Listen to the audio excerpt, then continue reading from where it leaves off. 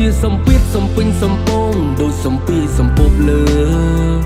លើកដៃសំពះបនព្រះជួយគិតមើលខំកាយខំរើខំសង់ចង់ឡើងលើ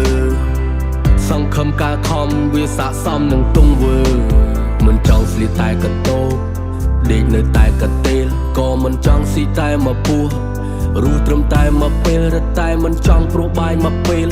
បងក៏ទៅជាជំនួសចង់មានសម្បត្តិហៀហូសបោសបាយហើយចាយឈ្មោះស្នាមរបួសមិនអាចជួត្រឹមតែស្នាមញញឹមសូមកុំយកត្រីក្រាញ់ទៅជុលជាមួយនឹងត្រីក្រឹមកុំយកក្តីសង្ឃឹមអ្នកផ្ញើនឹងព្រេងវាសនាកុំយកប្រាក់បំបាក់យួរកុំងាប់ព្រោះតែតណ្ហាឃើញលីមួកក៏ថាផ្កាមើលឃើញបនឡាបែបថាស្បៃអង្គុយគិតកណ្ដាលយប់ខ្ញុំដេកយល់សពកណ្ដាលថ្ងៃកុំសម័យឲ្យខុសទៅនងកុំចង់ឈងរបស់ទៅនើបកុំតនេស្ដាប់គេតណាសួរថាកាលបានងើបអញ្ចឹងទើបចាស់គាត់ថានំវាមិនធំជាងនាលទេកុំឲ្យការប្រឹងប្រែងឯងចាញ់ពាក្យដែលគេដៀលក្រែងដល់នាលរើបំរាស់បំរែបំរួលជីវភាពយកសម្ពាធសំពេញសំពងដាក់ឲ្យសំប៉ែតកុំឲ្យគៀបវាជាសម្ពាធសំពេញសំពងដូចសំពីសំពប់លើលើកដៃសំពះបនព្រះជួយគិតមើល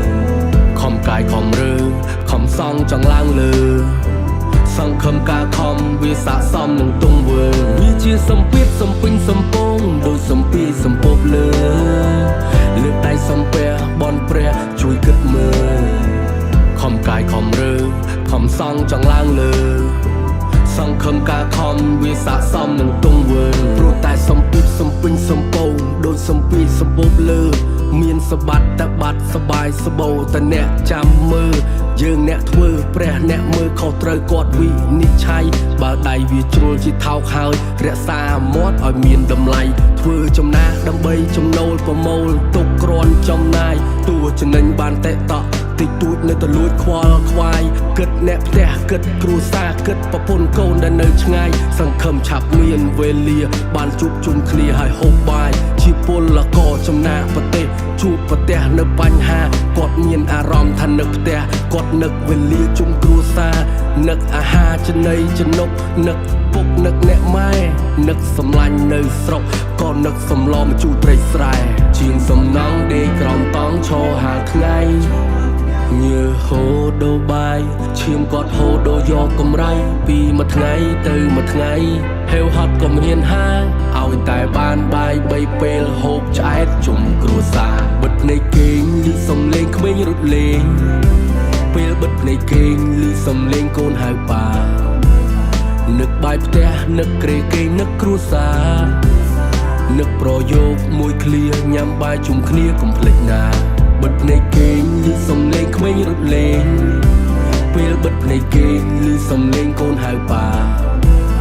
នឹកបាយផ្ទះនឹកក្រែគេងនឹកគ្រួសារ